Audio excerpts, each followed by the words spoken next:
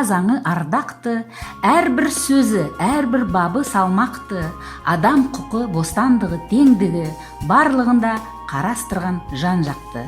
Сіздерді Қазақстан Республикасының Конституциясы күнімен шын жүректен құттықтаймыз.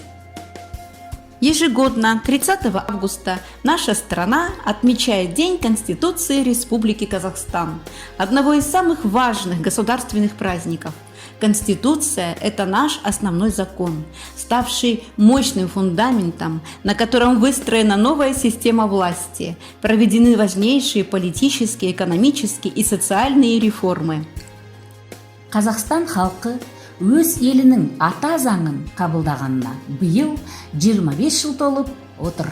1995 жылы республика президенті Нұрсұлтан Әбішұлы Назарбаевтың ұсынысымен 30 тамызда өткен бүкіл одақтық референдум Қазақстан халқының жаңа конституциясын қабылдады. Биыл сол қабылдаған конституциямызға 25 жыл толып отыр. Біз қандай құқықтар мен бостандықтарға ие екендігіміз жайлы әрдайым ойланбаймыз. Біз конституциямыздың арқасында түрлі әлеуметтік игіліктерді пайдалана отырып, еңбек етуге, демалуға, оқуға, тіпті билік өкілдерін президентті таңдауға да құқымыз бар. Сондықтан біздің ортақ парызымыз ата заңға ұқыппен қарау, оны өз отанымыздай, өз тарихымыздай құрметтеу.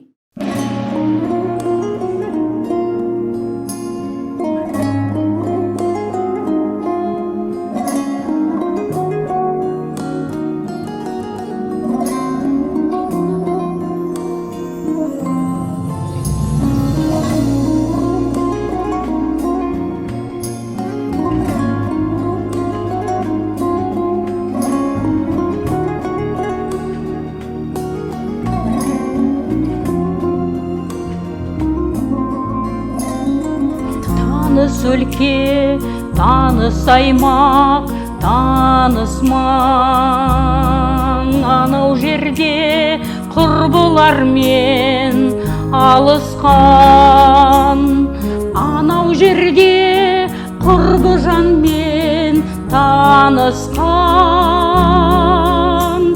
Жолдар анау шұбатылып шаң басқан. Таныс өлке, таныс аймақ, таныс маң. Айналайын ата мекен, ақ мекен. Қандай қазақ іздеп сені тапты екен. Айналайын ата мекен, ақ мекен. Туған өлке тәтті екен ғой, тәтті екен.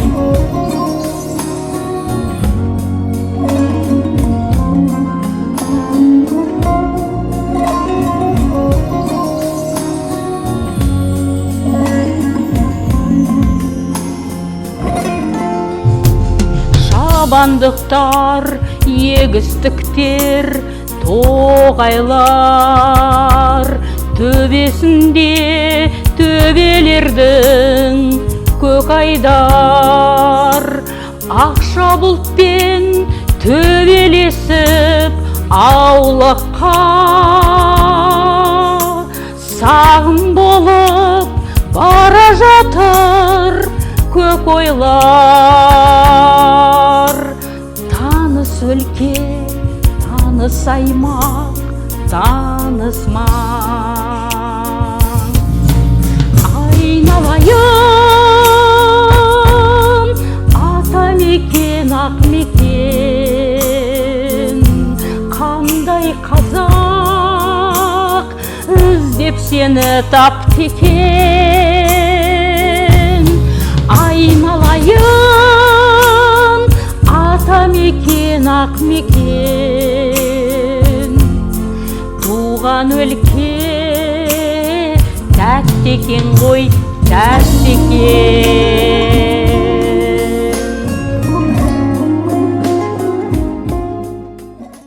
Знание основного закона важно для всех нас.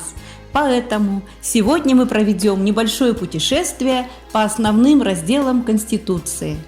Конституция Республики Казахстан состоит из 9 разделов, 98 статей и преамбулы, которая начинается словами: «Мы, народ Казахстана, объединенный общей исторической судьбой, созидая государственность на исконно казахской земле, сознавая себя миролюбивым гражданским обществом, приверженным идеалам свободы, равенства и согласия, желая занять достойное место в мировом сообществе, осознавая свою высокую ответственность перед нынешним и будущими поколениями, исходя из своего суверенного права, принимаем настоящую Конституцию». 9 баптан құралатын Конституциядағы бірінші бөлім жалпы ережелер деп аталады. Бірінші бабында Қазақстан Республикасы өзін демократиялық, зайырлы, құқықтық және әлеуметтік мемлекет ретінде орнықтырады. Оның ең қымбат қазынасы адам және адамның өмірі, құқықтары мен бостандықтары жайлы жазылған.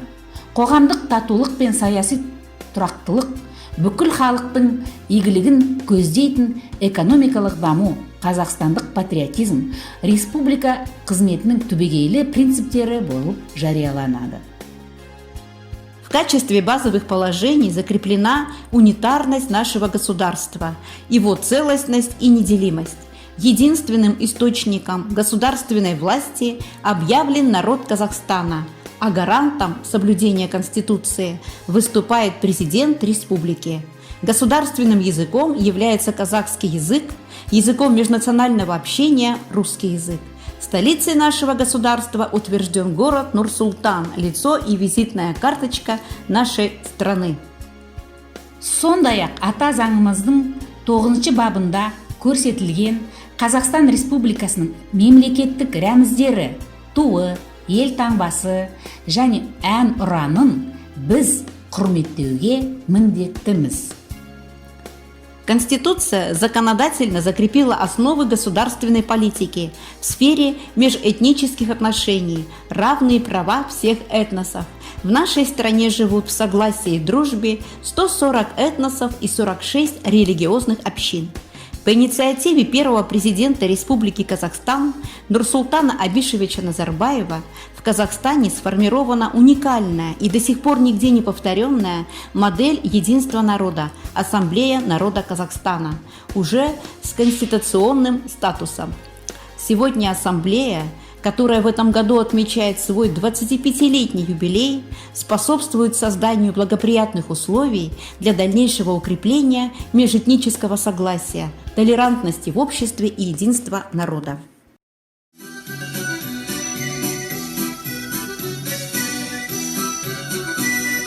Солнце всходит, дурит радость дню, тушкам голос небу тишиню. Зорний жнивень, шодрое жниво,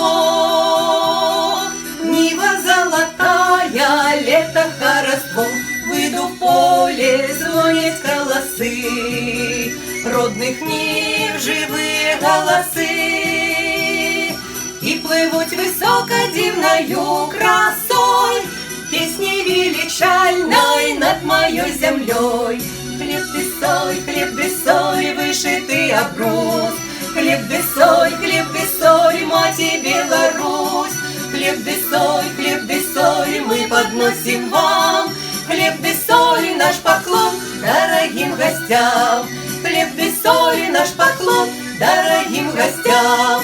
Кружится життя водоворот, дни бегут без конца их полет, а над пожней скошенных полев развитальным клином вырой журавлев. Похан хлеба, солнце на руках, Счастье в серце, радостью в очах. Зорний спів ніжнівень, шодрає жніво, Водер караваю, лето хароство. Хлеб ты сой, вышитый обрус. Хлеб ты сой, мать Беларусь. Хлеб хлеб без соль мы подносим вам. Хлеб без соли наш поклон дорогим гостям. Хлеб без соли наш поклон дорогим гостям. Ата заңымыздың екінші адам және азамат бөлімінде азаматтардың құқықтары мен міндеттері, қоғам, оның құрылымы туралы айтылады. Бұған сөз еркіндігі, әркімнің жеке өміріне қол сұғылмауына, өзінің және отбасының құпиясы болуына, ар намысы мен абыройлы атының қорғалуына, құқығы жайлы әркімнің өмір сүруге және бостандыққа, денсаулық сақтауға, тегін білім алуға, еңбек етуге және мамандық таңдауға құқығы, демалуға құқығы бар. Бірақ Қазақстанның әрбір азаматы да өз міндеттерін сақтауы тиіс. Ең алдымен республика конституциясы мен заңдарын сақтау, өз отанын қорғау, табиғатты сақтау және табиғи байлықтарға ұқыппен қарау. В статье 37 говорится, что граждане Республики Казахстан обязаны заботиться о сохранении исторического и культурного наследия, беречь памятники истории и культуры. Каждому казахстанцу Конституция дает простор для реализации личной инициативы и творчества. Ярким примером использования потенциала главного закона стала программа «Рухани Жаңғыру», которая открывает новые горизонты духовного развития нашего народа. Біздің Шығыс Қазақстан өнер музейі «Рухани жаңғыру» бағдарламасы және арт заман проекция аясында көптеген республикалық және халықаралық пленерді жүзеге асырып келеді. Находясь под защитой Конституции, мы можем жить свободно, создавать семьи и растить будущее поколение наших детей. Ведь они – главное богатство страны. Именно нашим детям предстоит сохранить целостность государства и вести его к дальнейшему процветанию.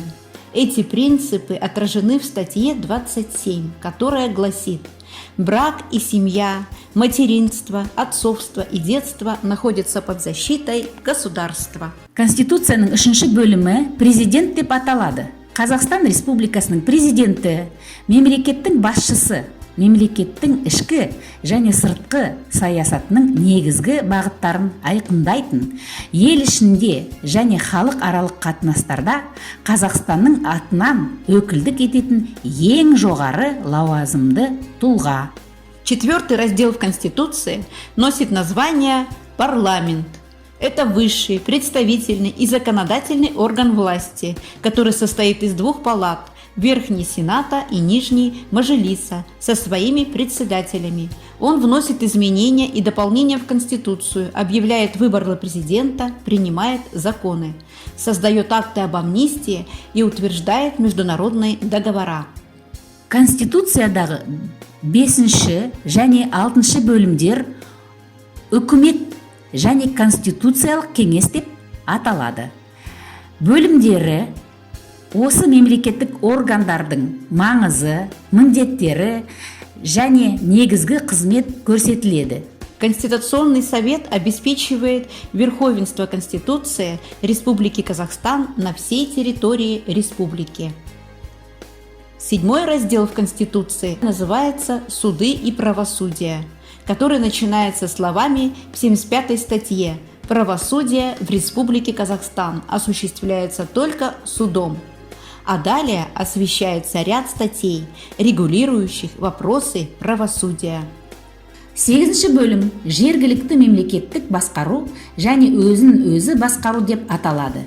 Онда жергілікті, өкілді және атқарушы органдардың, маслихаттардың және әкімдіктердің басқару құрылымы көрсетілген. Заключает Конституцию 9-й раздел, который так и называется «Заключительные и переходные положения». Рассмотрев все разделы Конституции Республики Казахстан, мы еще раз убедились, что это очень мудрый, правильно построенный документ, благодаря которому нам удалось построить современное государство, воплотив многовековые надежды наших предков и стремление к независимости и свободе. Мемлекетіміздің мерейін асырып, мәртебесін өсірген ата заңды жүзеге асыру республиканың әр азаматының белсенділігіне, ықыласына, құрметіне байланысты. Олай болса, Конституцияны ардақтайық, ұлттық келісім мен кемеңгерлік арқылы отанымыз гүлдене берсін.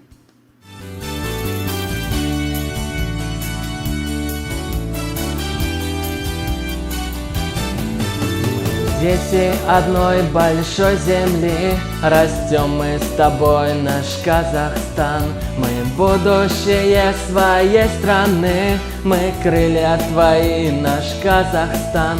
Все время в пути, где знания свет, идти нам с тобой, наш Казахстан. Преграды пройти, найти ответ, тебя лучше нет, наш Казахстан. Дети страны, солнце яркие лучи, мы для земли свою жизнь прожить должны. Плечи сомкнем, вместе этот путь пройдем. Верим в тебя, край родной не подведем.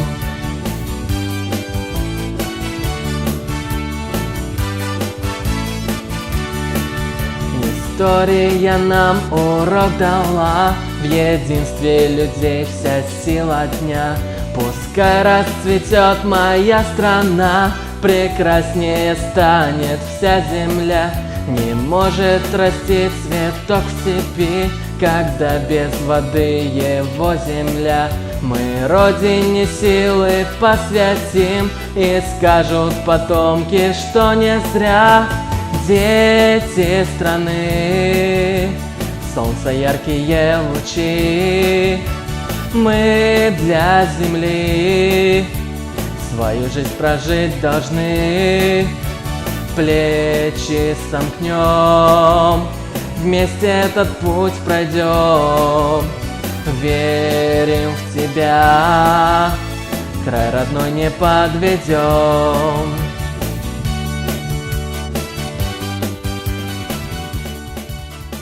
Бәріңізге зор денсаулық, қажымас қайрат, еңбектеріңізге жеміс, отбасыларыңызға амандық, береке, бірлік тілейміз.